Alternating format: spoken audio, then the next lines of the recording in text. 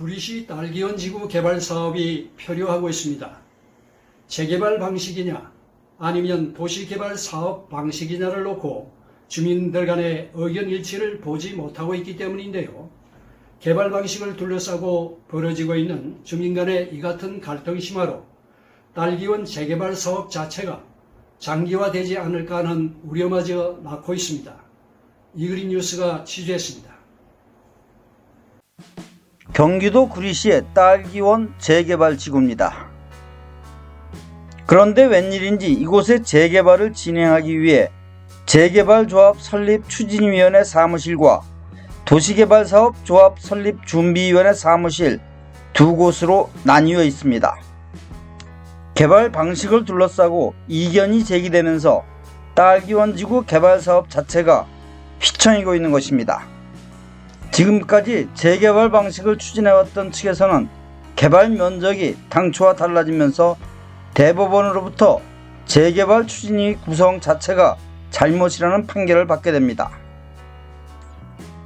그러자 재개발을 추진하기 위해 구리시청에 구역지정인가 신청을 새로 제출하게 되는데, 이때 토지 등 소유자의 동의서를 새로 받지 않고 전에 것을 그대로 사용한 것은 잘못이라는 반발에 직면하게 됩니다.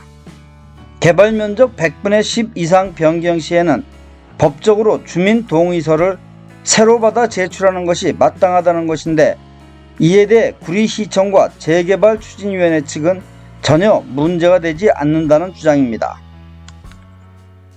도시개발 방식을 주장하는 측에서는 법적인 하자는 물론이고 주민 부담금이 상상 이상으로 가중될 것이 뻔한 재개발 방식은 대안이 될 수 없다는 강경한 입장입니다.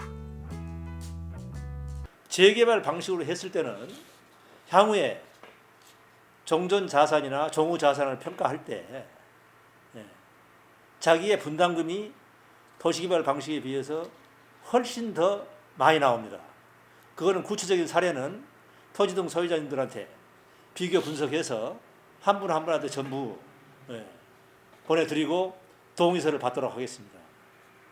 근데 그 많은 주민들이 그거에 대해서 잘 모르나 보죠. 또 차이점이 있는데. 주민들은 이 방식이나 도시개발 방식이나 재개발 방식이나 이게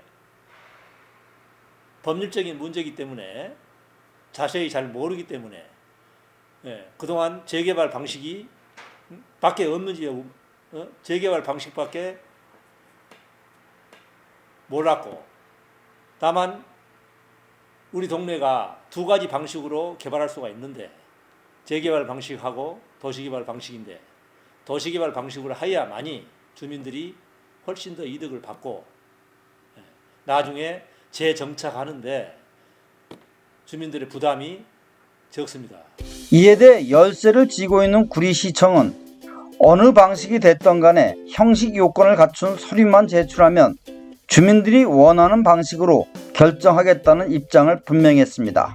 그 개발 방식에 대해서는 시가 이래라 저래라 할 그게 아니고, 다만 만약에 도시개발로 하고자 해서 주민 동의를 다 해서 득해서 뭐 이렇게 됐다, 제한이 되고 이랬다 그러면 또 그것도 뭐 우리가 맞아야 돼. 다만 먼저 접수가 된 게 그 민간 제한, 그 주민들 동의 받아가지고 들어온 제한이 들어와 접수가 됐기 때문에 안 하겠다 하고 철회가 됐을 때는 그렇게 하면 되는 거죠.